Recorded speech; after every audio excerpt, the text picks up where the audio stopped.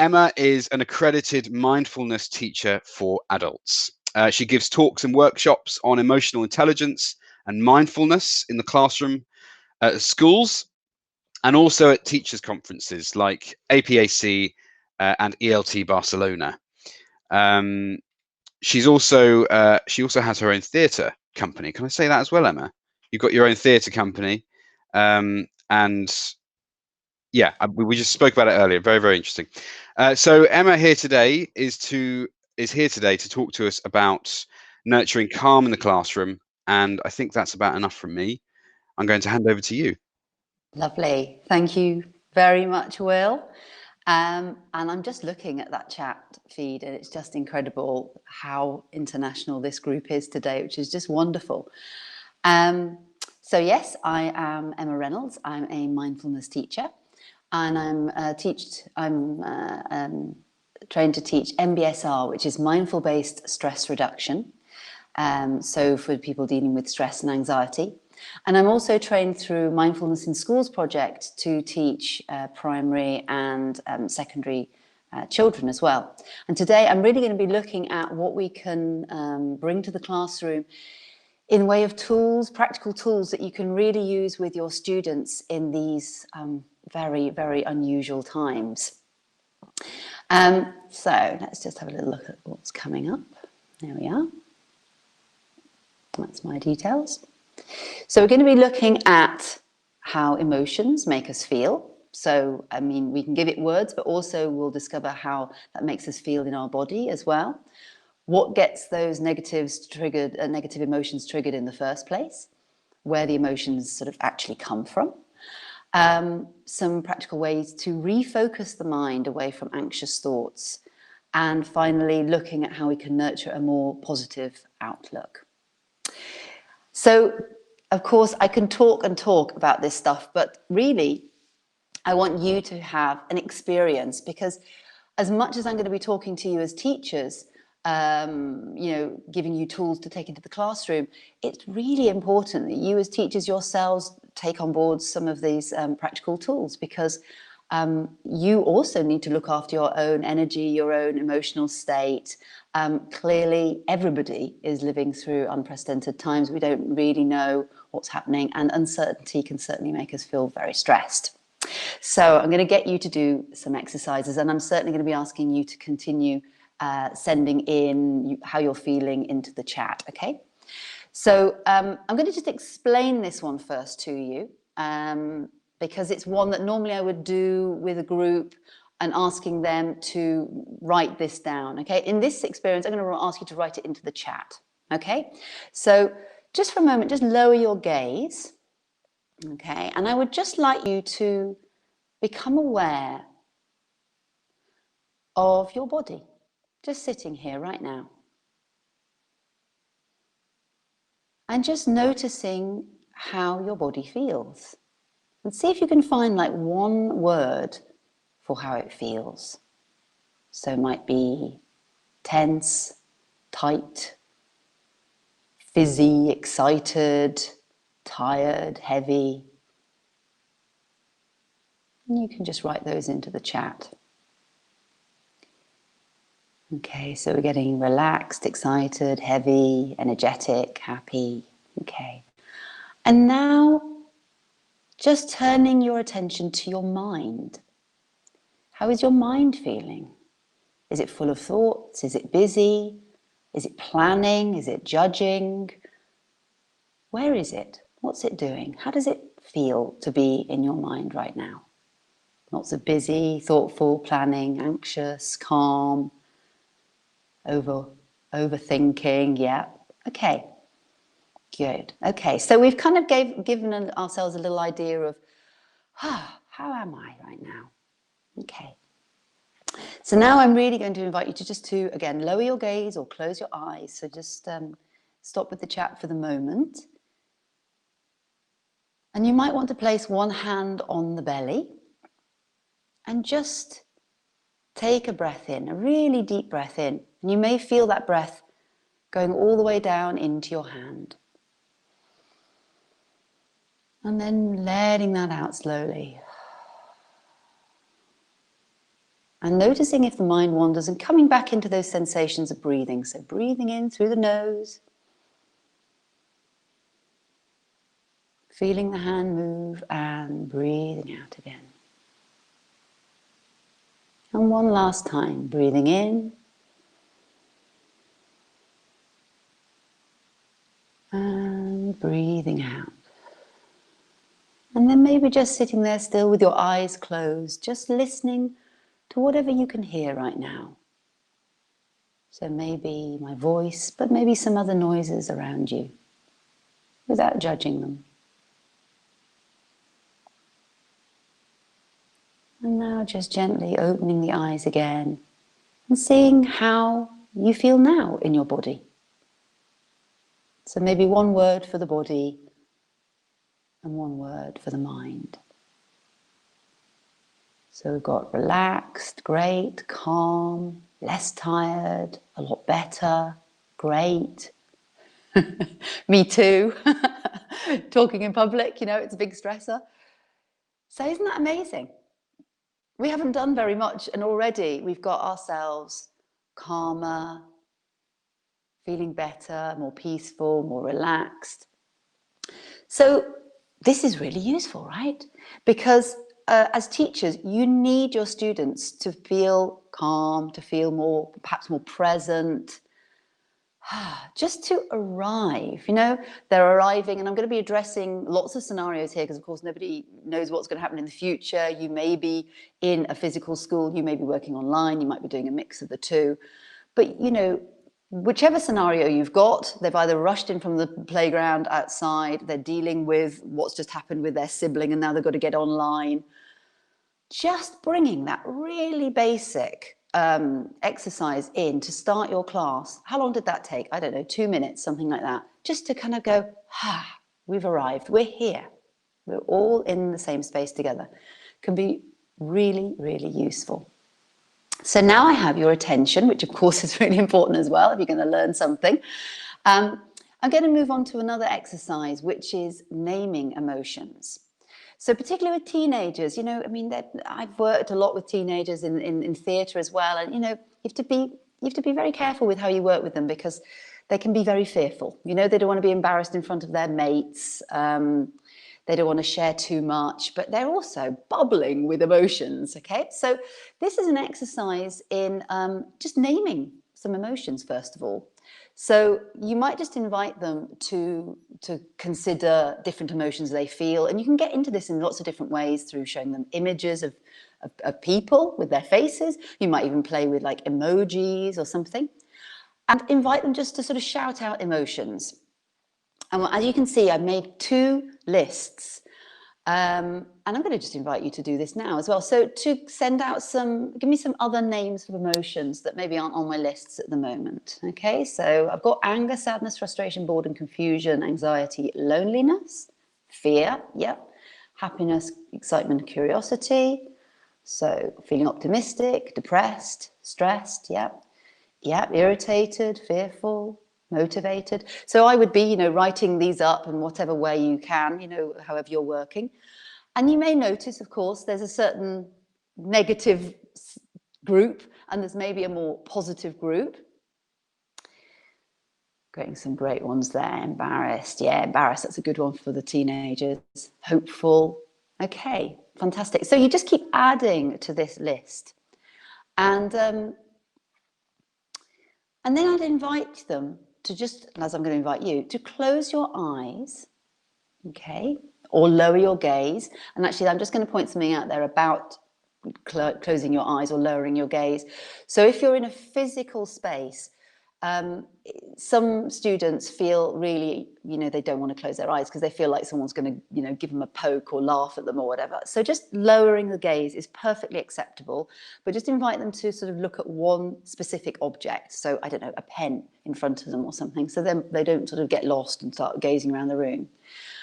And I'm just going to ask you now to lower your gaze or close your eyes and just listen to those words. Okay, and notice perhaps what happens in the body. Okay, if any of them have an effect in the body. So anger, sadness, frustration, boredom, confusion, anxiety,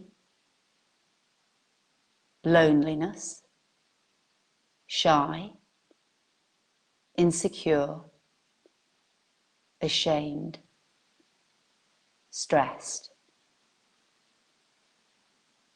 Okay. So now I'd like you to just write into the chat if you noticed anything in your body. I mean, literally how you feel, but also how you feel like physically. Did you notice anything happening in the chest area, around the eyes, in the belly? Okay, so I'm just waiting for a few people are writing here. Great on the chat today, yes. So yeah, tension, someone saying not fine, okay? Feel a little bit of chest pain, triggering negative emotions, memories, heartbeat was changing, yeah, blood pressure too. Okay, electric light in the middle of my brain, overwhelmed and negative energy. Yeah, okay, so something's going on. And yet all I've done is read words, but they're somehow having some effect on us, okay? So I'm just going to invite you just to take a big deep breath, maybe even have a stretch or, you know, shake that off, all that negative energy. Okay, and now I'm going to ask you to do the same again. I'm going to ask you to close your eyes or lower your gaze. And now I'm going to invite you to listen to these words. Happiness, excitement, curiosity, joyful, blissful, serene, calm, peaceful. And again, just reflecting now on how you feel. So, brought a smile, listening to happiness. There we are. Yeah, good. So, these are mine. Nice feeling in my heart. Yeah. So again, what happened there? Just words. But the power of words is so incredible that, you know, we as teachers, you're using words all day long. We're surrounded by words. We're constantly talking to ourselves about ourselves and how we feel. Yeah, feeling good, smiling, excited. Okay, so you may just ask your students to consider, you know, how you speak to yourselves. You know, what kind of words are you using in your own head? You know, I'm an idiot, I'm so stupid, I'm feeling depressed, I'm feeling stressed.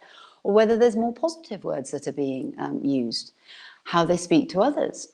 But also the kind of words that they bring in to their arena, you know? So we talk a lot about being nourished through our environment, through our food, through exercise, but also we can kind of feel nourished by the words that we read and the words that we hear. So, you know, if people are already feeling stressed, do they really need to read any more stressful news articles? You know, things that get the body going. Do we need to be sitting down watching some action-packed film, which is, you know, at the end of the day, trying to get us going, right? It's get a lot of adrenaline and cortisol flowing around because those are the very drugs we get in our body, our chemicals rather, when we are stressed. So do we need more of the same thing? And, you know, how do those words really affect how you feel? And I think very clearly in this short exercise, it has an incredibly dramatic effect. So instead, sort of turning towards what makes you feel good. What words are you useful for you? Okay. And just to consider, before I move on, just to consider the types of words that you use. If you're in a physical classroom, like the words that you have, like literally behind you, what words are we seeing? Because they are all having an impact on how we're actually feeling. Okay, so this is quite an interesting exercise, asking students about what stresses them out. Now, this is quite a lot of fun because you get students, if you're in a physical classroom, to write this down on a piece of paper, okay? And then they get to throw it away. So I'm going to ask you to write this out yourself. I feel X being an emotion, when Y, an event happens. So, for example, I feel angry, and we could be using those words from the other list, when people don't respect my space, you know, social distancing, or wear a mask, for example. Or I feel worried and anxious when I think of the work I have to catch up on. I feel sad when I think about how things were. So you're inviting them to write 1 or 2 or even 3 on a piece of paper, okay? And the beautiful thing about this is it's anonymous, because what they're going to do is scrunch up that piece of paper and then they're going to throw it across the room. Now, this is, you know, a little bit messy, a little bit chaotic for a bit, but it allows a lot of things to happen at the same time. We're allowing people to kind of get how they're feeling down on a piece of paper. They're getting to sort of physically release it by throwing it across the room. It feels quite invigorating to just get rid of that anger and worry. And it allows, no, not throw at the teacher, throw it across the room, allows them to then pick up a piece of paper and read what's on that paper, okay? And if they feel like it, they can then share it with the group. And it's really interesting because that allows the whole group to realize what gets everybody else going. And this can be really powerful, because often when we're in a stress state, when we're anxious, you know, worried, embarrassed, all of those things, we can really go inwards. And this experience is about going outwards. And what we find is exactly what we're finding on this chat here, is that everyone has got these emotions, all these feelings all the time. And so on one side, we've got this very shared experience that, yeah, we're all stressed, we're all worried, we're all concerned, we're all sad. We don't know who it is exactly, but it's someone in the room. And that can kind of make you feel a bit more connected to the group. Like, it's not just me and my story. There's a whole room of people feeling like this. Also, I mean, it's quite fun for the teacher to do as well. Get that out, get that going in the staff room, you know, because you also start to discover something else. You discover that the things that really stress you out may or may not stress out other people. And other things that you don't feel that stressed about are really bothering other people. So you start to realize also, oh, right, it's not just this is stressful and this isn't. Some people can find something stressful that I don't, and vice versa. So you start to get a really nice idea of what's going on in the room, and you start to realize that, you know, there's a lot of stress around this exam coming up, or there's a lot of stress about wearing a mask, or something that then maybe later on you can actually address in some way. Okay, so fantastic for being anonymous. You could also play this online, I imagine, by just being able to send a kind of private message to the teacher, so then the teacher can read out some of those examples. Again, just being able to share. Sharing the experience is really, really powerful. Okay, so there we are. The benefits: sharing, you're not alone, that we worry about different things, and that can be an aha moment, and that things aren't intrinsically stressful. Okay, so me standing, you know, sitting here talking, you know, there's a level of stress, but there's a level of stress that I can deal with. It's kind of invigorating as well. It's exciting. Whereas other people can feel really stressed out about public speaking. So which is true? Which is the stressor? Is it actually standing in public and speaking? Or is it different people's perspective and how you view a situation? That's something we'll be looking at later. Okay, it gives some insight for teachers into the concerns of the students, and it can also be a great discussion starter, okay? And like I said, finally, it can bring some lightness to the situation, okay? So, you know, throwing away your troubles feels really good in that moment. Okay, here's another little thing that you can do with students.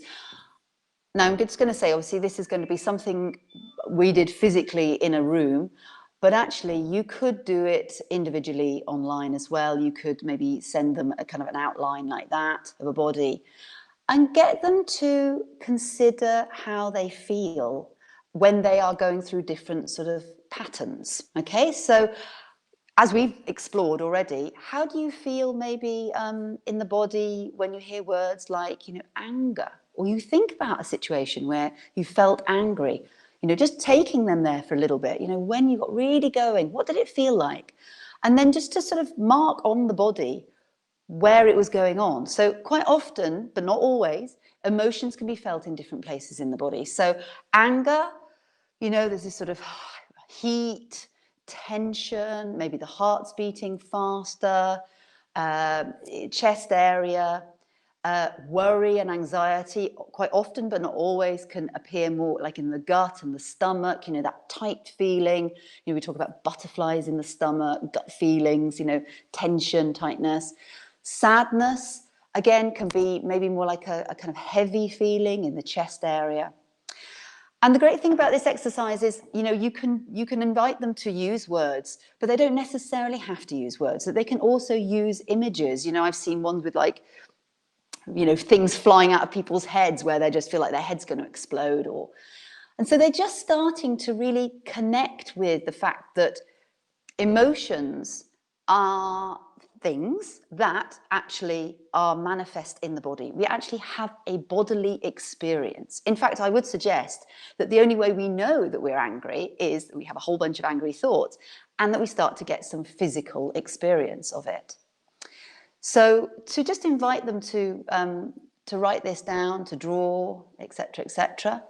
Obviously, I'm just going to highlight something else, just for sort of safeguards. Obviously, make sure if you are going to do it physically that a child is happy to be drawn around, and you know, specifically the lower body, that maybe, you know, they don't have to go all the way down the legs, because children might feel uncomfortable with that.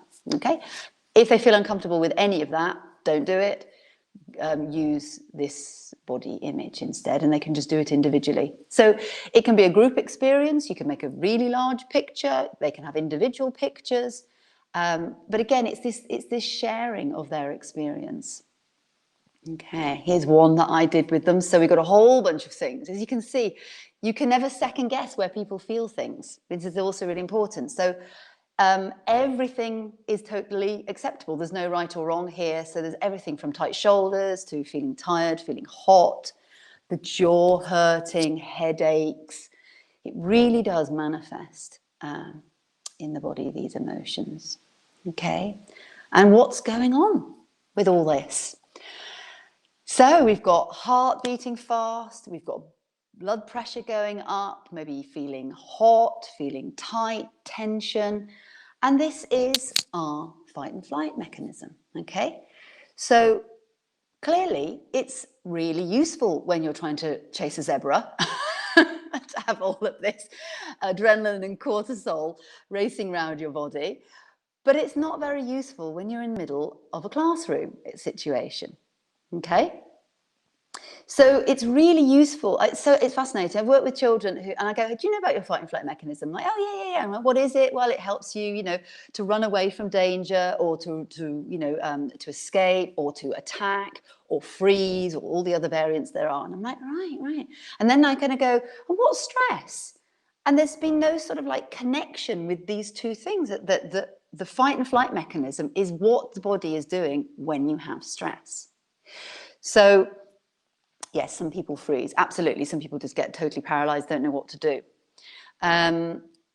So how does that help us? Well, first of all, it helps us all recognize that this is a mechanism that is absolutely intrinsically part of us as human beings. It's part of us as animals, that we have a mechanism that is, you know, is neutral, and we've got this little thing in the back of the head called the amygdala, which will be sort of, you know, on the outlook for danger, for literally, you know, the tiger that's about to come and get us, all right? And if it perceives danger, even if it's not real danger, even if it's just perceived danger, so thought about danger, something dangerous, the whole mechanism starts. The body starts producing adrenaline and cortisol. It's pumping around the body. We get short of breath. Well, bodies get tense, tight. You know, things like our immune system goes offline, which is clearly not very useful. Our digestive system stops, because the body wants us to be ready for the thing that's happening in this moment. But the thing that is happening in this moment is what? You're reading a news article about COVID, you're reading the latest figures on X, Y, and Z, and it all gets us going, okay? So to be able to address this natural mechanism that we have, and to be able to lower our stress levels is unbelievably important. And as I've already demonstrated, that can just be by checking in, taking a deep breath, And that just allows the central nervous system to just calm down and come back into this neutral state. Okay, so I'm going to get you to do another practice because I want to really just play around with our emotional states a little bit. Okay, so I'm going to ask you again to lower your gaze or close your eyes. And we're going to just play around a bit. So I would like you to think of a scenario that you've been in recently in the last week or 2 weeks that's got you going. And what I mean by that is it was stressful, made you angry, frustrated. Don't go for a really big emotional scenario in the, something's happening in the family, nothing massive, but just, something that got you going, an email that was rude, some frustration, something that built and built, okay? Maybe you can just imagine that scenario now. You're standing there. Okay, so just stay with it. You don't need to chat at the moment about it. So just stay with that feeling and see if you start to actually feel yourself being there, like what was said, what time of day it was, what happened, how you felt, the thoughts that were in your own mind. And you may have a sense of that in the body right now. You can maybe even put yourself there. You feel it in the body, that tension, that tightness. Okay. So again, the power of words and imagination, using our memory, so going back in time to pull up a scenario which is now in some way slightly maybe feeling present. Okay? Okay, so take a deep breath, maybe have a little shake, let that go. Breathe deeply a couple of times. And now I would like you, with your eyes closed, to imagine you're in your kitchen and you're walking towards your fridge. And in the fridge, you're going to find a juicy lemon. You take the lemon out, it's nice and cold, and you're just going to get a knife and you're going to cut it in half. And when you look at the lemon, you can see all the juice starting to come out. And now I want you to imagine you take the lemon and then you just put it on your tongue and you lick it. You can feel all that acidic lemon juice there. And I don't know about you, but even me just talking about it, I've started to get my saliva glands working. Okay, so I've got a bit of water in my mouth. So there we are. Again, words, imagination, we've created a body sensation. Okay, now take a deep breath, let that go. And now I'd like you to think of something that makes you feel really good. Okay, something yummy. It could be a hug from your partner, your child. Maybe it's petting your favorite animal. Just something that makes you feel really happy and content. Maybe it's snuggling up under the duvet. Maybe it's, I don't know, whatever it is. Okay, really luxuriate in that for a moment. So really just let it go through all your pores, all your cells, this feeling of calm, comfort, connection. Okay. And again, you may have a sense of that in the body. Maybe a warmth, maybe something going on in the heart region, maybe feeling a little bit more relaxed. Yes, considering a sunset, getting yummy food made me delighted. Okay, so I'm starting to read the chat again, so you can open your eyes. So, did you notice things going on? Let's just have a look. What happened when you licked the lemon? Did you notice anything? Or if you were thinking about that stressful situation, did you feel it in the body in some way? Or when you were thinking about something yummy, what happened? Did you start to notice how the mind and the body softened and became more calm? Yeah, people are talking about morning coffee, feeling loved, chocolate, good old chocolate. Family, yeah. I tasted the sourness, yeah. So again, just to reflect on this for a moment, because this is really important. Was there anything actually tangibly here? Was anything actually, here other than me and my voice and your ears hearing these suggestions? Nothing at all. And yet it can take us on a roller coaster journey through stress, through saliva glands being activated, stomach feeling tense and tight, to feeling yummy and calm. It's all imagination. So what links them all? Well, those thoughts. We have between 70,000 and 125,000 thoughts a day, okay? And they reckon on average that 80% of them are negative and 90% of them we've had before. So if you think about those numbers for a minute, they're quite shocking. We are thinking a lot. We're doing a lot of negative thinking. And on top of that, it's on repeat. So we're just going round and round and round with our stories. I don't want this, churning away. Okay. And that when we have big events happening, and maybe one on top of another, we can start to get what we call like a snowball effect. So one thought adds to another, adds to another, adds to another, and suddenly we get a kind of sense of overwhelm, or catastrophizing is another name for it. So it just grows and grows and grows.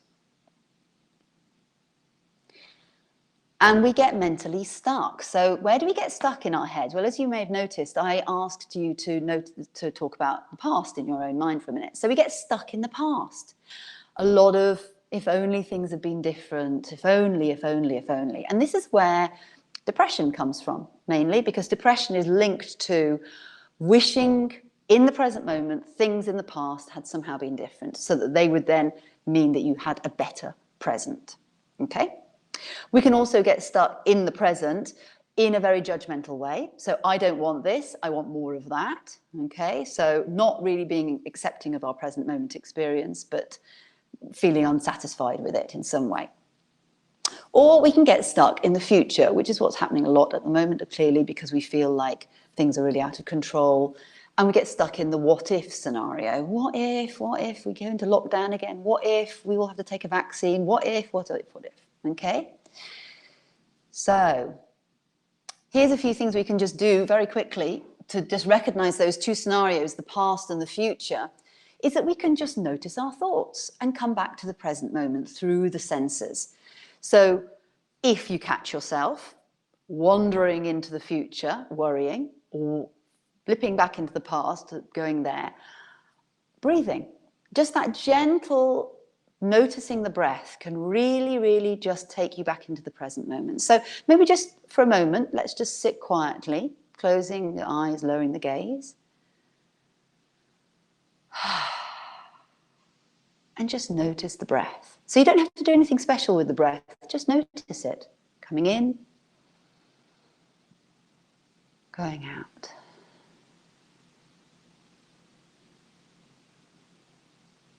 And just having a sense of the body sitting here.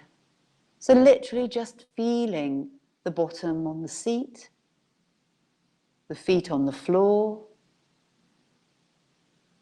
Just being aware of that pressure, that connection with this very present seat, floor experience.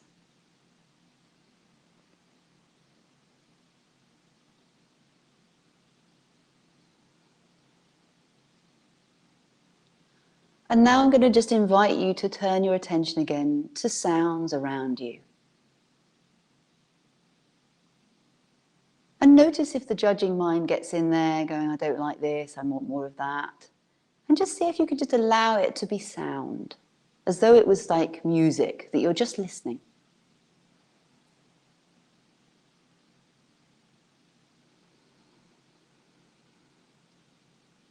Okay, good. And again, you know, just reflecting for yourselves how you feel. The silence alone is a melody. What a beautiful bit of poetry that is. Yeah, that sometimes it doesn't take much to just come back to the present moment, like literally just stopping, being silent and noticing the sounds in the room. You don't need any special equipment, you know, you don't have to preface it with anything, just that stopping and being quiet can just be enough. Yeah, it was so engaging. Yeah, just slowing down and being still for a moment can really, really help. And yeah, such a short meditation makes a big difference. Absolutely. So you can, you know, you can introduce these things to the beginning of the class. You can introduce them anytime you feel like people are losing attention, they're starting to get worried or stressed. You just go, okay, let's just notice our breath for a moment, shall we? Let's just feel the body sitting here. And let's just listen. And, you know, this may seem a little unusual to your students to begin with, and just keep trying and testing it, because they don't have to be very long, you know, they can just be a few moments. Even just saying sometimes, how do your feet feel right now? Can you feel your feet on the floor? It just makes the mind that's floating around up here go, oh, feet, I don't know. Boom, they're back in the room, they're back concentrating again, because they're being brought back to a present moment anchor rather than floating around in that past or that future. Okay. Because we can get really stuck in our thoughts, okay, and our perceptions. So as this image demonstrates, you know, we can see things in lots of different ways. And actually, I want to just explore this a little bit more with you to come back then to the present. Okay, so this is quite a fun little exercise. Looking at these images, what do you see? So just write down what you see first of all in each one. Okay, you may see a second image later, but just the first one that you notice. Okay, yeah, goose, bird, duck, woman. Okay, what type of woman? Is she old or is she young? Young woman, old woman, rabbit, old. So, interesting, right? We're all looking at the same image, and yet some of us see a duck first, some of us see a rabbit first, some of us see an old woman first, some of us see a young woman first. We're all looking at the same image. Can you hold both images, as in the old lady and the young lady, together? Is there a way of sort of seeing both of them together, or do they keep just about? Some you can see both, yeah. So again, with the X and Y exercise, we have this thing called, you know, perception, how we perceive things. Some people see some things some way, some the other, and that neither are actually right or wrong. They're just ways of seeing it. But we can get really stuck in the way that we perceive things, the way we see things. Got a few more here just to play with. Okay, so which is bigger? So we've got these two circles with the red dots in. So which is bigger in A? Is it the left or the right? Again, B, you might be wise to these already, but I have to say I was pretty wise to them. But the table one, I couldn't. Is the table the same? Do you think it's the same? I couldn't believe they were the same. I had to go and physically cut it out and stick it on top. They're the same. I promise you, they are the same. I couldn't believe it. I was like, I was tricked by that one. Okay, so it's just a bit of fun, but it's an opening to talking about like perceptions, the way that we see things. Now, why?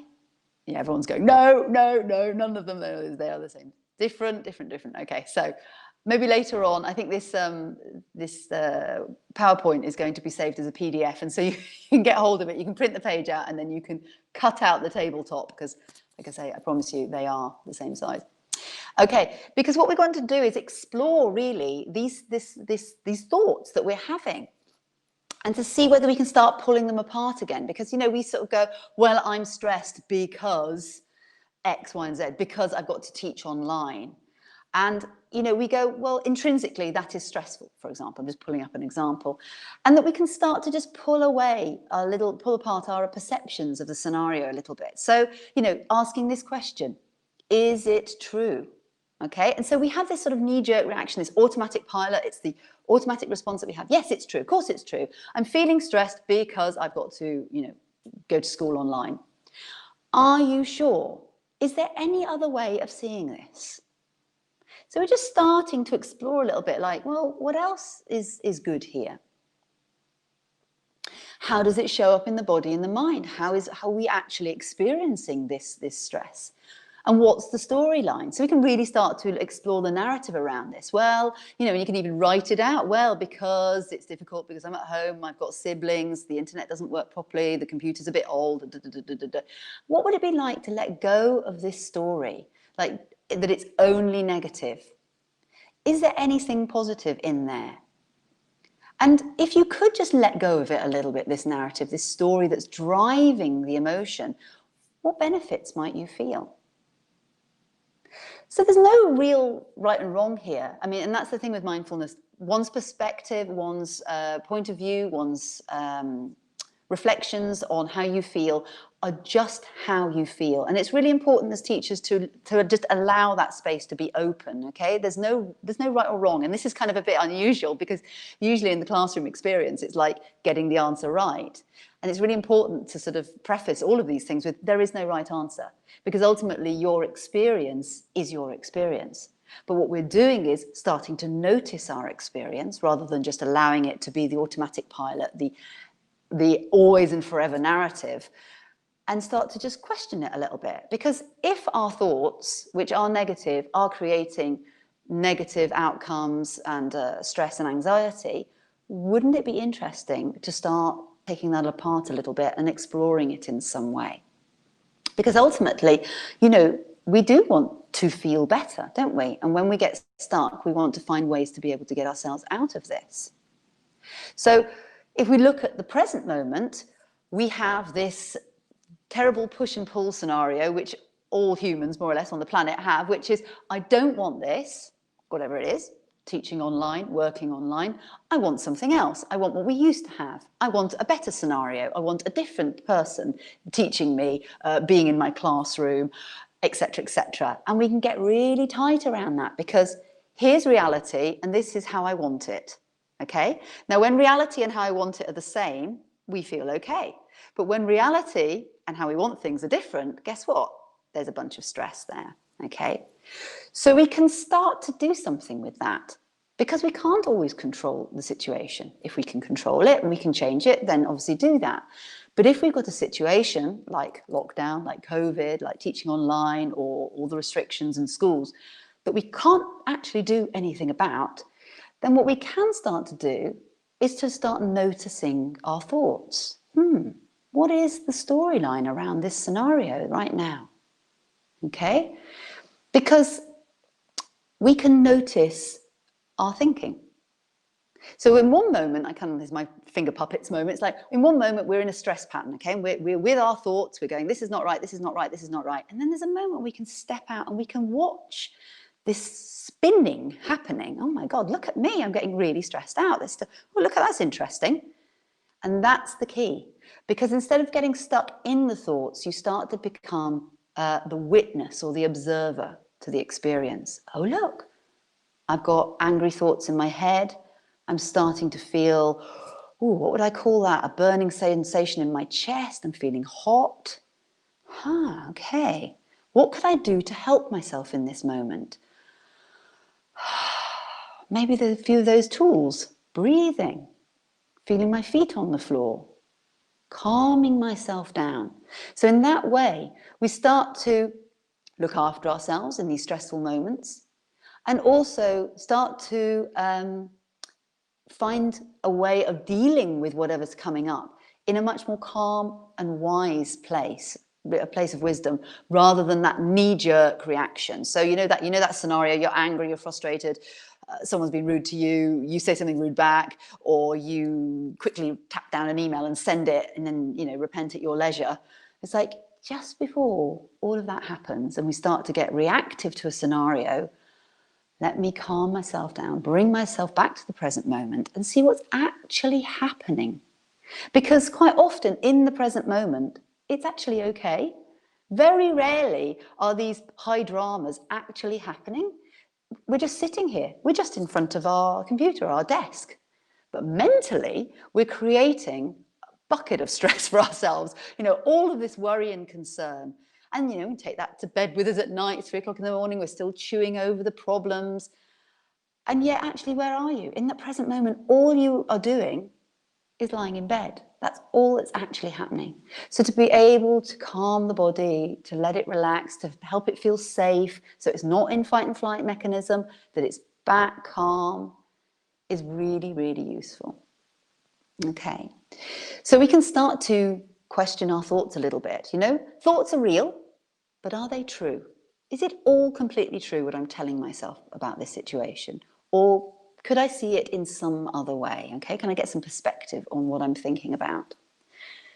Okay, and on top of that, we can also do something else. So we have this negativity bias, which I'll talk about later, but we have a tendency to look for the problems because it's part of our survival technique, okay?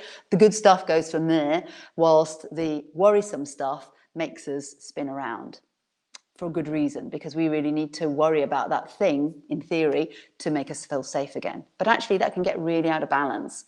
So gratitude really starts to, talk about what they say, sort of 80% of our thoughts are negative. It's like, well, let's actually actively create some positive thoughts as well. Okay, they don't naturally come. We have to go out and find them, which is where gratitude can come in, and it can really help change our mood. Okay, so, little kitty. So let's do this right now. Ask yourself, what is good in this moment? What do you appreciate right now? Okay, and again, if you want to put something in the chat, and it could just be, I don't know, just sitting here, doing something for myself, appreciation for this body, being healthy, being fit. I'm alive and safe.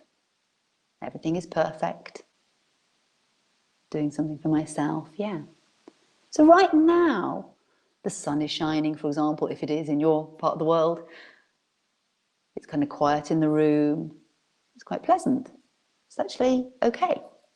And the problem is these okay moments just get ignored. They're just sort of wallpaper of our lives. And yet actually, when we're not calm and safe and healthy and warm, boy, do we know about it, right? So to be able to actually appreciate what's already here is really, really powerful. And then you can also extend that out of this experience into bringing in what makes you, appreciate what you've got in your life, your family, your friends, your health, your hobbies, your pets, nature, going for walks, swimming, whatever it is that you love. Recognizing the talents that you have, the things that you're good at, your hobbies. Okay. Again, and just, having an idea of how does this make me feel when I really consider there's actually quite a lot of good stuff in my life? Because interestingly, when we get into fight and flight mechanism, if you think about it, we get very tunnel vision. Okay, so when we're obsessing about the numbers over COVID or I don't know how the school year is going to go, not knowing how we're going to deal with it all, we get very tunnel vision. And that's for good reason, because if you think about fight and flight mechanism, when you're running along being chased by a tiger, you don't want to be looking at the countryside and going, well, that's lovely, I haven't seen that tree before. You absolutely running straight forward and going, I've got to escape, I've got to escape. Okay? So we get tunnel vision, quite literally. And so this gratitude allows us to become much more open, much more aware of the other things that are happening here, okay? And on from that, so obviously this is something you can do for yourself and something that students can do. Potentially obviously this may or may not be suitable, but also a sense of service. Because when we get into our negative stress patterns, we become very obsessed about ourselves and how we feel. And actually moving outwards and considering how I can help other people, who can I help, can also really get us out of our little bubble and out into the world. And helping other people really is a win-win situation. We help them and we feel good about helping them, and they feel good because they've been helped. Okay, so service to others can be another really great way of breaking that cycle of negative thinking within ourselves. Okay, so we can bring some practices into the classroom, either physically or online. So things like gratitude jar. So you get students to write down something that they're grateful for, and you put it in the gratitude jar. And every so often you might just, bring one out and read it out, because it's just like we're stuck here thinking about whatever we're thinking about, and then we just go, oh, and remember, we're all healthy. Yeah, that's a good point. Oh yeah, remember that we've got enough food to eat.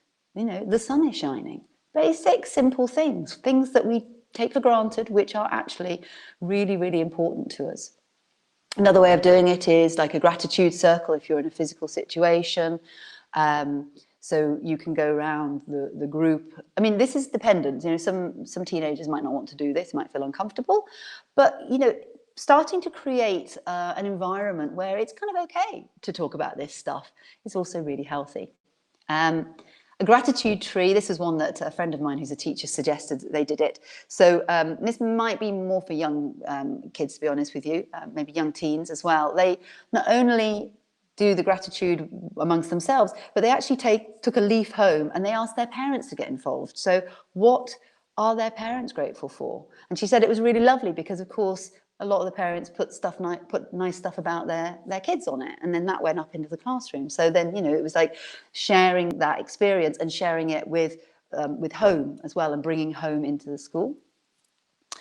And finally, something like bookending the day. So that can be done in two ways. It could be like literally at the end of the class, one thing that you appreciate and be grateful for. Or it can be that you encourage your students, especially if they are feeling quite stressed at the moment, to consider having like a gratitude diary. And so that they put 3 things into their diary at the end of the day that they are grateful for, they appreciate, that went well. And again, it's just encouraging us to balance ourselves up so that we don't have this 80% negativity all the time, that there is somehow, oh yeah, there's also lots of really good stuff going on in my life. Because we need to balance out that negativity bias. We are 5 times more likely to remember the bad experience than the good experience. Yeah, because it keeps us safe. Because if we do, have a problem at work and our boss, the classic one I say is the boss says, you're doing really great, I love that project, the group are really, really happy to have you, I got some really lovely report back from the teacher. There's just this one thing. Now, what do you take home? This or this? You probably take home this, right? Because this is to worry about and concern yourself. Because if you don't get it right, well, maybe, you'll get a bad reputation, or maybe your job will be on the line. If your job's on the line, then okay? So it's all about keeping yourself safe and secure. But we forget these ones, the good ones. It's okay to consider the one that you need to work on, but also to really take on the good stuff as well. Because otherwise we get a very unbalanced perspective of the world and how we're doing. Okay, so I'm just going to very quickly, because I know I wanted to do some questions, just very briefly going through what we've done. So this one word for the body, one for the mind, breathing, and then noticing again how you feel after you've just had time to check in with yourself. We did a couple of exercises of just sitting and listening. We did an exercise there on just looking at the power of words and making lists about emotions, and considering how they make us feel in our body, and then even moving into another example of exploring physically how that looks on the body. We then potentially played a game of throwing paper around, X and Y, what triggers us, so you can get an idea as to what's going on in the room. And then, considering perspective and starting to question our thoughts and beliefs, and just, to see whether, you know, really they are 100% true, or whether we could see things in a slightly different way. And then finally, just moving into looking for the good, looking for what we can feel gratitude and appreciation for, and potentially how we can help other people as well. Okay. And yeah, just as you as teachers, consider how you feel. So I found this sign was on I think it was Indiana University Hospital. Please take responsibility for the energy you bring into this space. You are modeling for them how to be in the world. More than what you teach, where you act, the words you use, your body language. How are you feeling? So as much as these are for you to use in the classroom, they're also for you to use as teachers to be able to steady yourselves. You've already got a really, really, you know, stressful job, and it's just got twice stressful. So really, you know, look after yourselves. Be aware of the energy you take into the class, steady yourselves with a breath. Like literally before you go online or into the classroom, just going,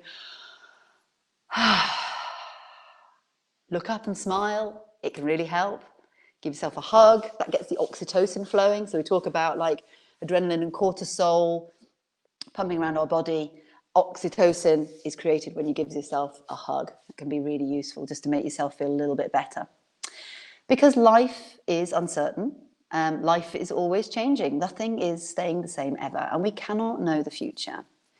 But as John Kabat-Zinn said, who's the creator of the course that I teach, MBSR, you can't stop the waves, but you can learn to surf. Okay, and I think that would be a really lovely place to end. Thank you very much for your attention and for joining in. I hope that was really useful.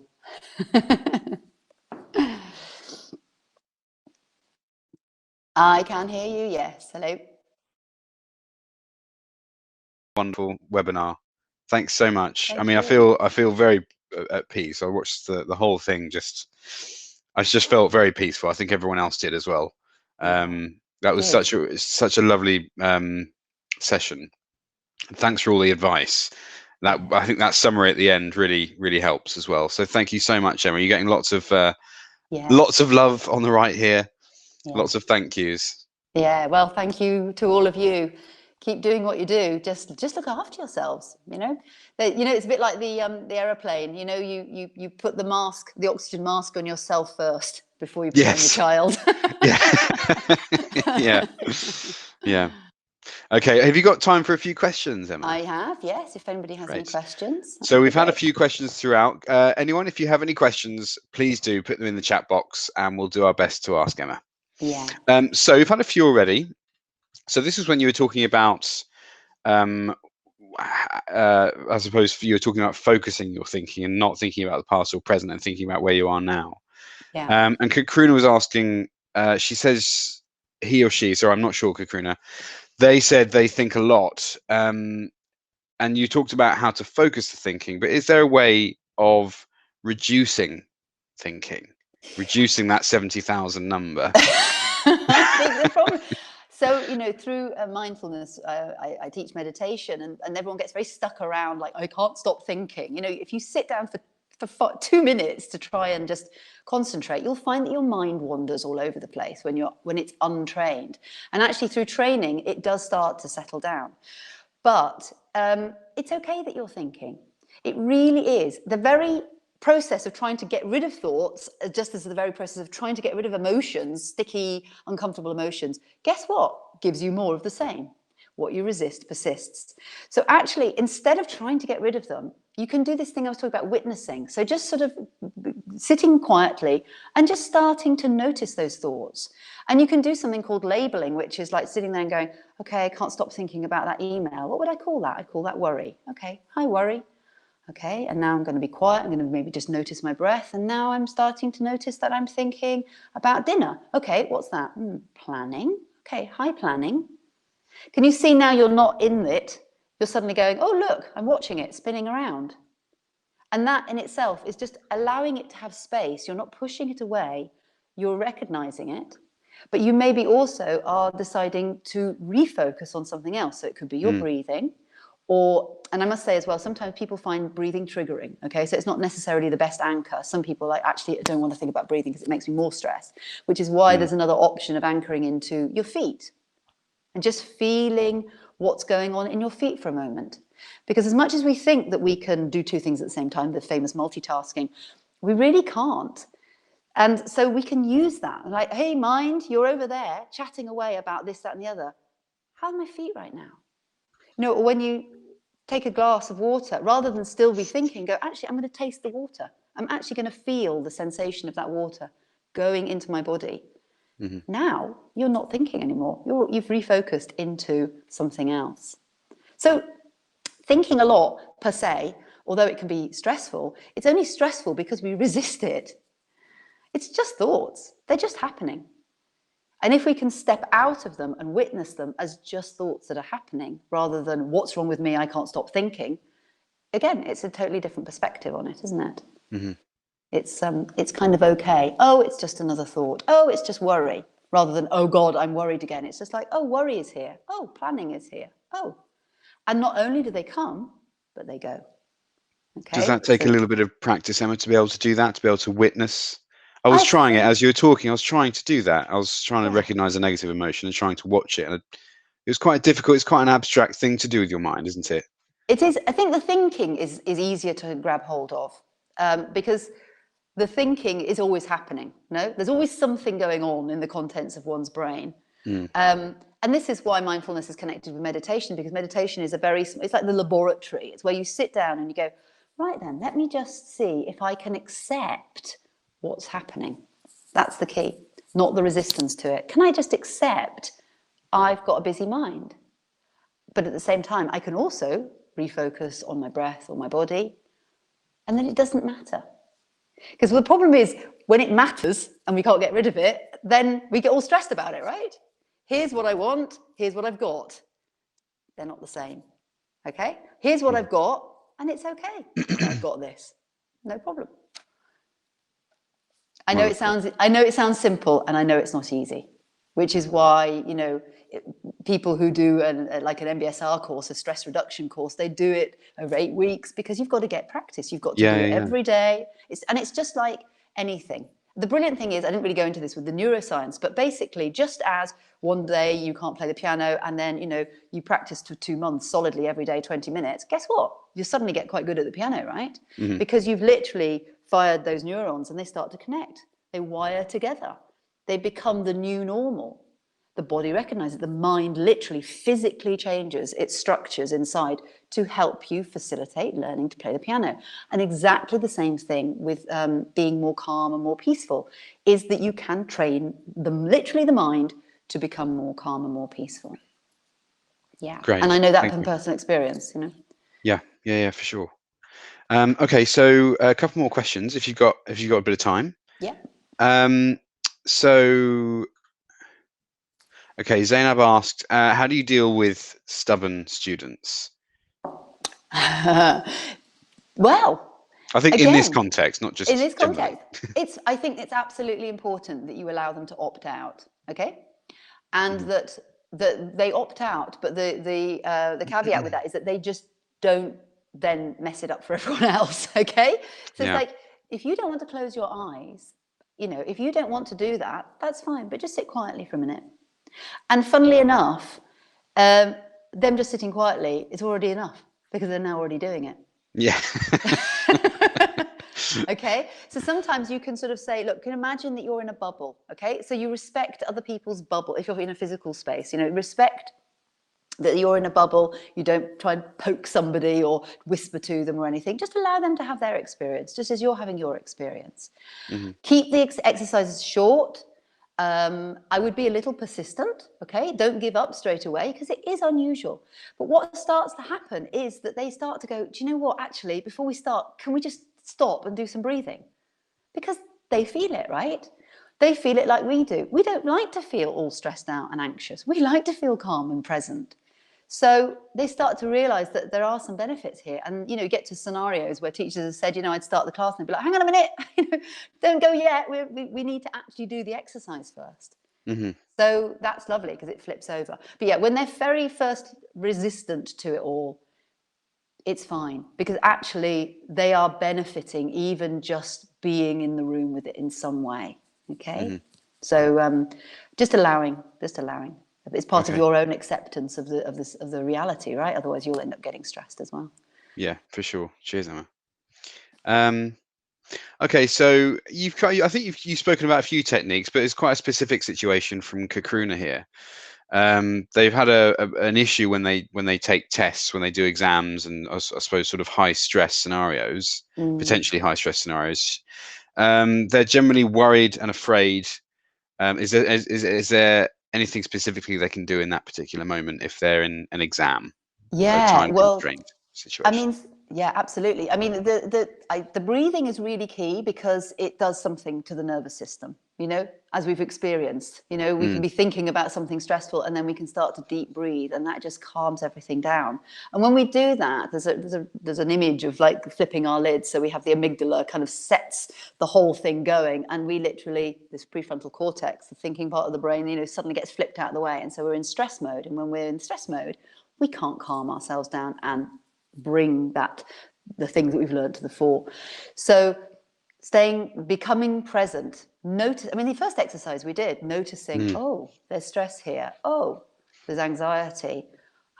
Coming into the breath, feeling the feet on the floor can be really useful. And there's another one, which is, you know, really simple. You take your hand and you breathe in and you breathe out. You breathe in, you breathe out, you breathe in, you breathe out. And there's lots going on there. You're breathing, you're focusing on something else. It's a physical experience as well. And that can Okay. just be enough to go, right, let's just cut this spiraling mind and come in. Or another one is the petal practice, where again, it's the same idea. You focus on the hand and you breathe in and you breathe out. And you just imagine it's like a flower opening and closing. And there's something really calming about just doing that it could just literally be like 5 rounds and go, right. Stop the mind zizzing about all Yes. over the place. Yeah. Great. Okay, I think that's all we've got time for, Emma. Okay. Thank you everyone for all of your questions. I'm sorry we couldn't answer all of them. But yeah, obviously, I'm going to say it again. Thank you so much, Emma, for all the time and effort you've put into this talk and for joining us today. Yeah, lovely. Thank you. No, pleasure. Also, thank you to the wonderful Federica, who is somewhere. She's always somewhere. We never really know where she is. No one's ever seen her, but she is somewhere. No, she is. Thank you very much, Federica. You're fantastic as always. Thanks so much for organising this and making it happen. And also thank you to all the teachers. Thank you all of you for being such wonderful participants and showing such a keen interest in the webinar. Thank you so much for coming.